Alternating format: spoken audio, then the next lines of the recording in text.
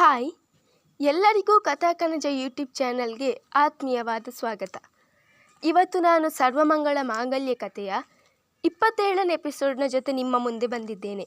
ಈ ಕತೆ ನಿಮಗೆ ಇಷ್ಟವಾಗಿದ್ದಲ್ಲಿ ಅಥವಾ ನೀವಿನ್ನು ಹೊಸದಾಗಿ ನಮ್ಮ ಚಾನಲ್ನ ನೋಡ್ತಾ ಇದ್ದಲ್ಲಿ ದಯವಿಟ್ಟು ನಮ್ಮ ಚಾನಲ್ನ ಸಬ್ಸ್ಕ್ರೈಬ್ ಮಾಡಿ ಪ್ರೋತ್ಸಾಹಿಸಿ. ಕೈಯಲ್ಲಿ ಪುಸ್ತಕವೊಂದನ್ನು ಹಿಡಿದುಕೊಂಡು ಕೂತಿದ್ದರು ಮೇಘ.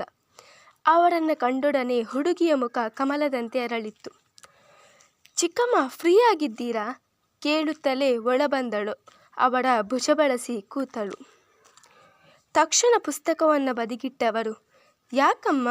ಕೇಳಿದರು ಅವಳನ್ನೇ ದಿಟ್ಟಿಸುತ್ತ. ಅದು ನನಗೆ ನಿಮ್ಮಿಂದ ಒಂದು ಹೆಲ್ಪ್ ಆಗಬೇಕಿತ್ತು ಎಂದಳು ಹಿಂದೆ ಮುಂದೆ ಯೋಚಿಸುತ್ತ. ಹೆಲ್ಪಾ? ಅದೇನು ಹೇಳು, ಮಾಡ್ತೀನಿ ಎಂದವರಿಗೆ, ಅದು ಚಿಕ್ಕಮ್ಮ, ನನ್ನ ಫ್ರೆಂಡ್ಗೆ ಆಕ್ಸಿಡೆಂಟ್ ಆಗಿದೆ, ಹಾಸ್ಪಿಟಲ್ನಲ್ಲಿದ್ದಾನೆ. ಅವನಿಗೆ ಊಟ ತಗೊಂಡು ಹೋಗಬೇಕಿತ್ತು, ಆದರೆ ಅಡುಗೆ ಮಾಡೋಕ್ಕೆ ನನಗೆ ಬರಲ್ವೇ, ಅದಕ್ಕೆ ನೀವು ಎಂದು ರಾಗ ಎಳೆದಳು ಗಮ್ಯ.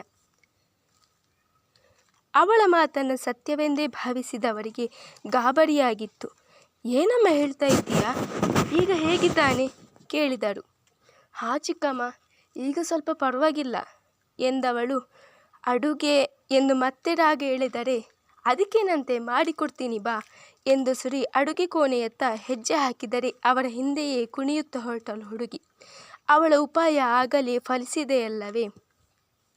ಚಿಕ್ಕಮ್ಮ, ಶುಗರ್ ಸ್ವಲ್ಪ ಜಾಸ್ತಿ ಇರಲಿ, ಅವನಿಗೆ ಸ್ವೀಟ್ ಅಂದರೆ ತುಂಬ ಇಷ್ಟ, ಹಾಗೆ ತುಂಬ ಸ್ಪೈಸಿ ಮಾಡಬೇಡಿ, ಪಾಪ ಅವನು.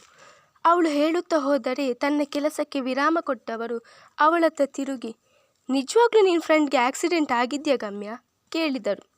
ಅವರ ಮಾತು ಕೇಳಿ ದಂಗಾದಳು ಹುಡುಗಿ. ಯಾಕೆ ಚಿಕ್ಕಮ್ಮ, ನನ್ನ ಮೇಲೆ ಅಷ್ಟು ನಂಬಿಕೆ ಇಲ್ವಾ? ಕಣ್ಮಿಟುಕಿಸಿ ಕೇಳಿದಳು. ಹಾಗಲ್ವೇ, ಆಕ್ಸಿಡೆಂಟ್ ಆಗಿ ಹಾಸ್ಪಿಟಲ್ನಲ್ಲಿ ಇದ್ದಾನೆ ಅಂತೀಯ, ಇಲ್ಲಿ ನೋಡಿದರೆ ಇಷ್ಟೊಂದು ವೆರೈಟಿ ಅಡುಗೆನ ನನ್ನ ಕೈಲಿ ಮಾಡಿಸ್ತಾ ಇದ್ದೀಯ, ಅದಕ್ಕೆ ಕೇಳಿದೆ ಅಷ್ಟೇ ಎಂದರು ಮೇಘ.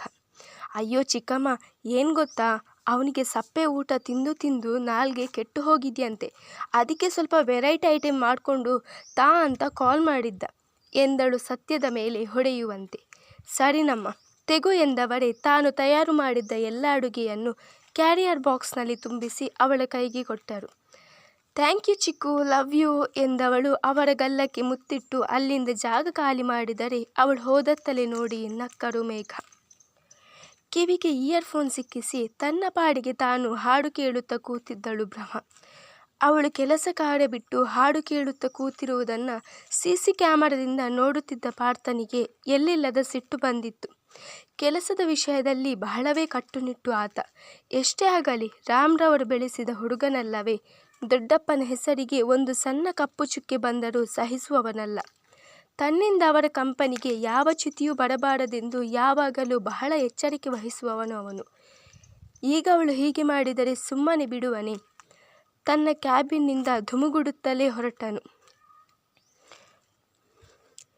ತನ್ನಷ್ಟಕ್ಕೆ ತಾನೇ ಗಲ್ಲದ ಮೇಲೆ ಕೈ ಊರಿ ಕೂತು ಇಹವನ್ನೇ ಮರೆತು ಹಾಡು ಗುಣಿಗುಣಿಸುತ್ತಾ ಕೈ ಬೆರಳಲ್ಲೇ ರಂಗೋಲಿ ಬಿಡಿಸುತ್ತಾ ಇದ್ದ ಹುಡುಗಿ ಕತ್ತೆತ್ತಿ ನೋಡಿದರೆ ಅವಳ ಮುಂದೆ ಕೈಕಟ್ಟಿ ಗಂಭೀರವಾಗಿ ನಿಂತಿದ್ದನು ಪಾರ್ಥ.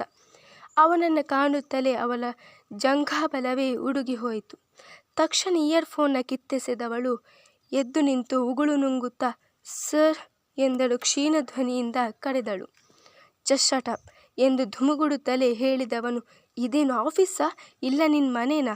ಬೇಕಾ ಬಿಟ್ಟು ಕೆಲಸ ಮಾಡೋಕೆ? ಇದು ನನ್ನ ಆಫೀಸ್, ಇಲ್ಲಿ ಕರೆಕ್ಟಾಗಿ ಕೆಲಸ ಮಾಡೋರಿಗೆ ಮಾತ್ರ ಜಾಗ, ನಿನಗಿಷ್ಟ ಬಂದ ಹಾಗೆ ಮಾಡೋಕೆ ಇದೇನು ನಿನ್ನ ಮಾವನ ಮನೆ ಅಲ್ಲ ಎಂದನು ಕೋಪದಿಂದ. ಸಾರಿ ಸರ್ ಎಂದಳು ತಲೆ ತಗ್ಗಿಸಿ. ತಪ್ಪು ತನ್ನದೇ ಆಗಿತ್ತಲ್ಲವೇ? ಸಾರಿ ಅಂತೆ ಸಾರಿ, ಇದೊಂದು ಕರೆಕ್ಟಾಗಿ ಹೇಳ್ತೀಯ? ಆಗೊಂದು ಫೈಲ್ ಕೊಟ್ಟಿದ್ನಲ್ಲ ಕರೆಕ್ಷನ್ ಮಾಡೋಕೆ, ಎಲ್ಲದು ಆಯ್ತಾ ಕಲೆಕ್ಷನ್? ಕೊಡು ಎಂದು ಅವಳ ಮುಂದೆ ಕೈ ಚಾಚಿದನು.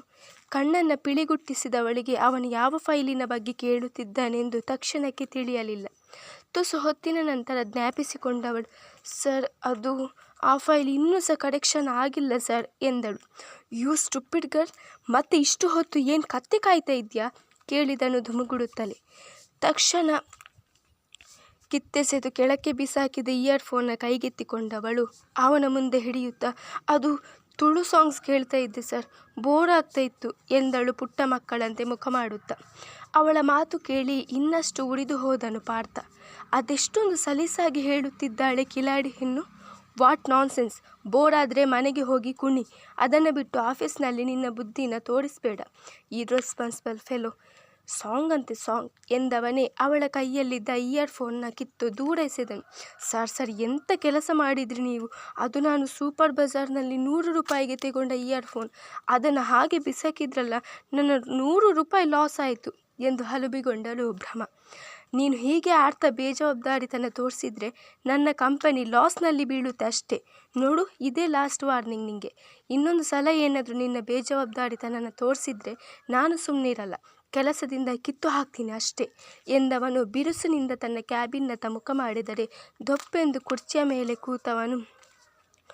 ಕೂತವಳು ಇದೆಂತ ಆಫೀಸಾ, ಇಲ್ಲ ಸೆಂಟ್ರಲ್ ಜೈಲ?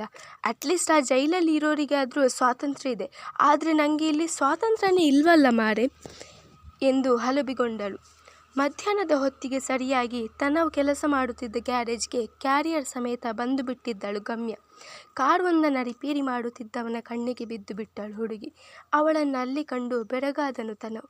ಇಷ್ಟಕ್ಕೂ ಅವಳಿಗೆ ತಾನು ಇಲ್ಲಿ ಹೊಸದಾಗಿ ಕೆಲಸಕ್ಕೆ ಸೇರಿರುವ ವಿಷಯ ತಿಳಿಸಿದವರು ಯಾರೆಂದೇ ತಿಳಿಯಲಿಲ್ಲ. ಅವನತ್ತ ಬಂದವಳೇ ಹಾಯ್ ಎಂದು ನವಿರಾಗಿ ಉಸಿರಿದರೆ ಅವನ ಜೊತೆ ಕೆಲಸ ಮಾಡುತ್ತಿದ್ದ ಎಲ್ಲರೂ ಧ್ವನಿ ಬಂದಂತ ತಿರುಗಿದರು.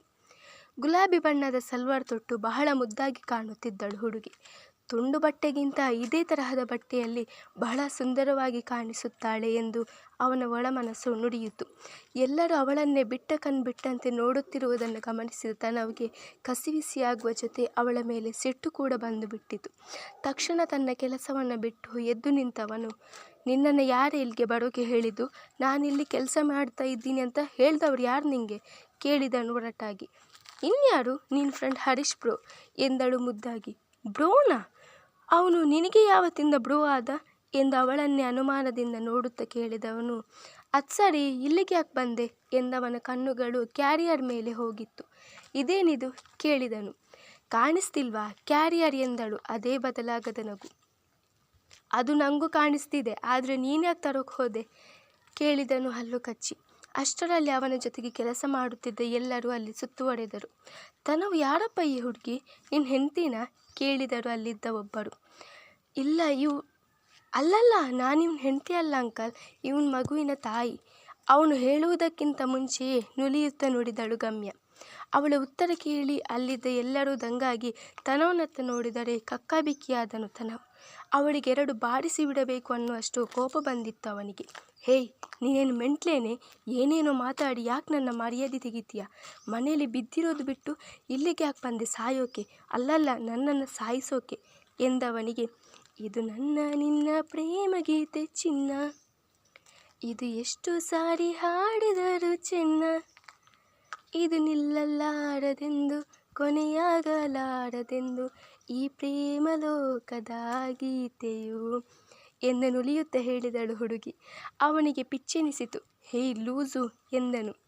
ನೀನು ನೆಟ್ಟಾದರೆ ನಾನು ಬೋಲ್ಟು, ನೀನು ಸ್ಕ್ರೂ ಆದರೆ? ಅವಳು ಹೇಳುವ ಮುನ್ನವೇ ನಾನು ಸ್ಕ್ರೂ ಆದರೆ ನೀನೇನು ಲೂಸಾ ಕೇಳಿದನು ಕೋಪದಿಂದ. ಅವನ ಮಾತು ಕೇಳಿ ಎಲ್ಲಷ್ಟು ಬದಲಾಗಲಿಲ್ಲ ಅವಳ ವರಸೆ. ಅಯ್ಯೋ, ನಿನ್ನ ಹತ್ರ ಮಾತಾಡ್ತಿದ್ರೆ ಹೊಟ್ಟೆಗೆ ತಣ್ಣೀರು ಬಟ್ಟೆನೇ ಗತಿ ಎಂದವಳು. ಎಲ್ಲರೂ ಹೋಗಿ ಕೈಕಾಲು ಮುಖ ತೊಳ್ಕೊಂಡು ಬನ್ನಿ, ಊಟ ಮಾಡೋಣ, ನಿಮಗೆಲ್ಲ ಸ್ಪೆಷಲಾಗಿ ಊಟ ತಂದಿದ್ದೀನಿ ಎಂದು ಆದೇಶವಿತ್ತಳು. ಇನ್ನವಳು ಸುಮ್ಮನೆ ಬಿಡುವವಳಂದ ಅಂದುಕೊಂಡವನು ಎಲ್ಲರಲ್ಲೂ ಕೈಕಾಲು ತೊಳೆಯುವಂತೆ ಹೇಳಿ ತಾನು ಕೂಡ ಕೈಕಾಲು ತೊಳೆದುಕೊಂಡು ಬಂದನು. ಎಲ್ಲರೂ ಸಾಲಾಗಿ ಕೂತರು. ಎಲ್ಲರಿಗೂ ಊಟ ಬಡಿಸಿದವಳು ಅವರೆಲ್ಲರೂ ಬಾಯಿ ಚಪ್ಪರಿಸಿಕೊಂಡು ತಿನ್ನುತ್ತಿದ್ದರೆ ತನವನ ಪಕ್ಕ ಬಂದು ಗಲ್ಲದ ಮೇಲೆ ಕೈ ಊರಿ ಕೂತವಳು. ಮತ್ತೆ ಹೇಗಿತ್ತು ಅಡುಗೆ ಎಂದು ಕೇಳಿದಳು ನಗುತ್ತಲೇ. ಒಂದು ಬಾರಿ ಅವಳನ್ನು ದುಡುಗುಟ್ಟಿ ನೋಡಿದವನು ಚೆನ್ನಾಗಿದೆ ಎಂದನು. ಅವನ ಮಾತಿಗೆ ಕಣ್ಣರಳಿಸಿದವಳು ತನ್ನ ಮುಂಗುರುಳನ್ನು ಹಿಂದೆ ಸರಿಸುತ್ತಾ, ಯಾರು ಮಾಡಿದ್ದು ಅಂತ ಕೇಳಲ್ವಾ ಕೇಳಿದಳು ನಾಚುತ್ತಾ.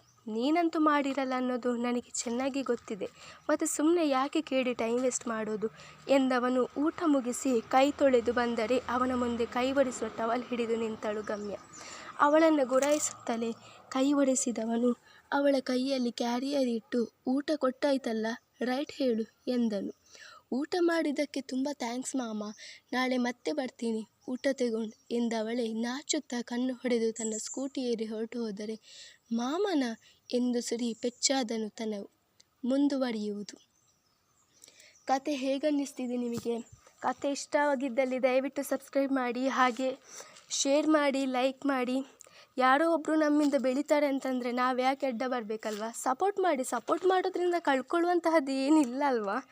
ಹೇಳಬೇಕು ಅನ್ನಿಸ್ತು, ಹೇಳಿದೆ.